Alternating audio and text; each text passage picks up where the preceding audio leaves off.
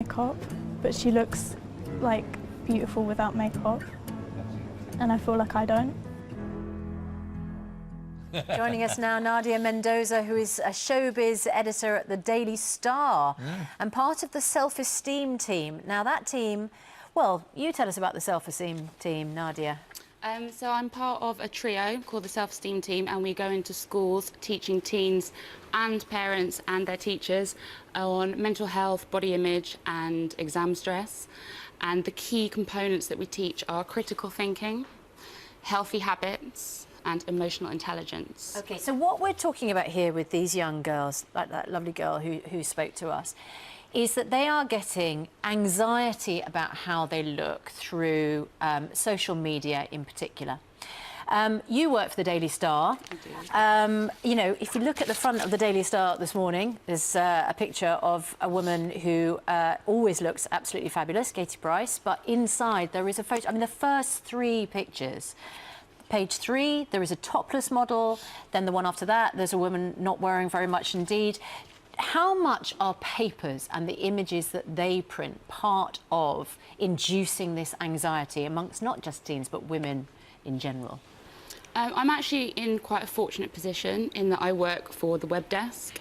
On digital, I think that we evolve, we listen to our readers, we're in a privileged position that if something goes online that we would like to change at a later date, we can edit. Do you distance yourself then from the pictures which are in the actual paper?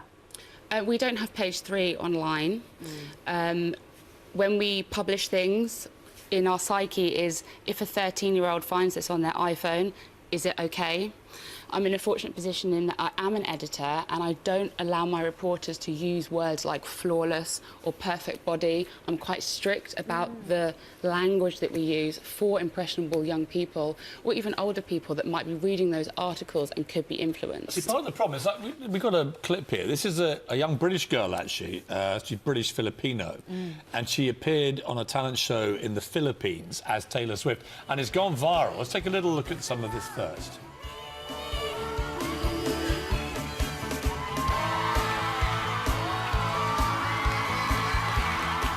Now, you see, this is going viral. Everyone's saying, isn't it cute, isn't it adorable, and so on. She's 7 years old. Saying that. Well, no, she's 7 years old, and I've got a 5-year-old daughter who loves music and dancing and so on.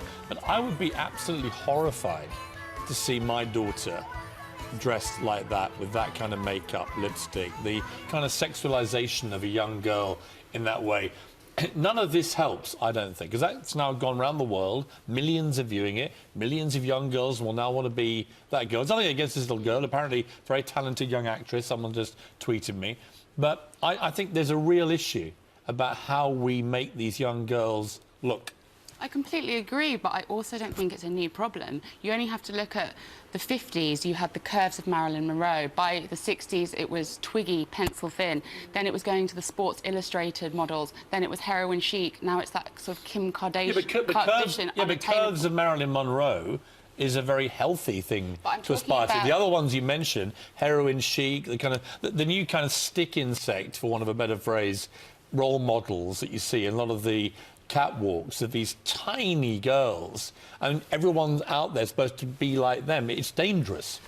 The way I was going through the decades is to illustrate how beauty paradigms are constantly changing. So the beauty industries and advertising world want to keep consumers insecure so that they invest in their products and keep the money ticking over. As soon as someone can achieve a look, that look will change. In 10 years' time, it probably won't be Kim Kardashian or Nicki Minaj that people want to look like. It will be something else, and then again, we'll have to invest. Kim Kardashian, as a body shape, is probably quite a healthy role model, isn't it? I mean, my issue really is with the kind of skeletal catwalks that you see now these days. Yeah, my issue is, and as you know, Nadia, I mean, I've tweeted and Instagrammed about this, is that I think it's absolutely fine for women to dye their hair, I do the same thing.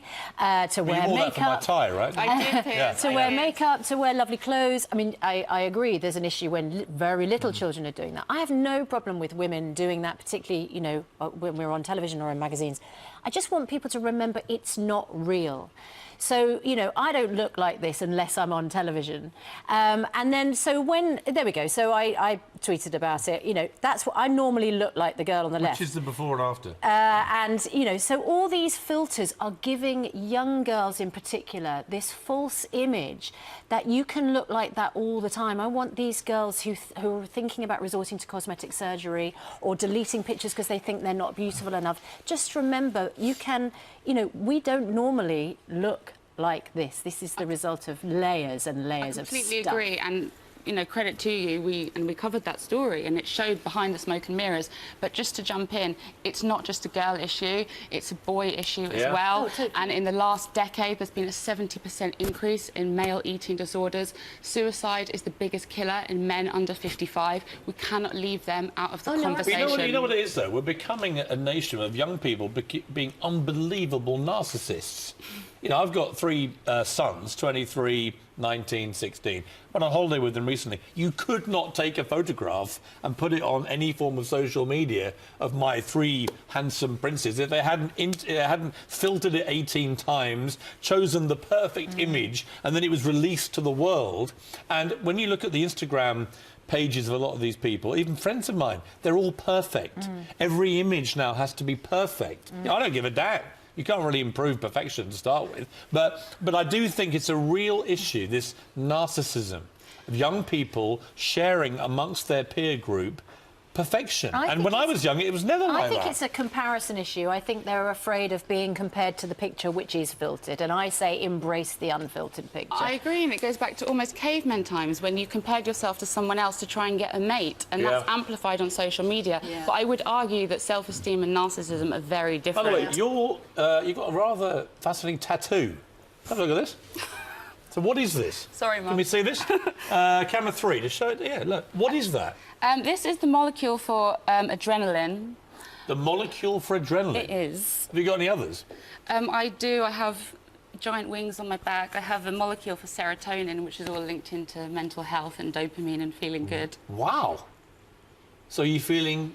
Should we get a matching one? Yeah.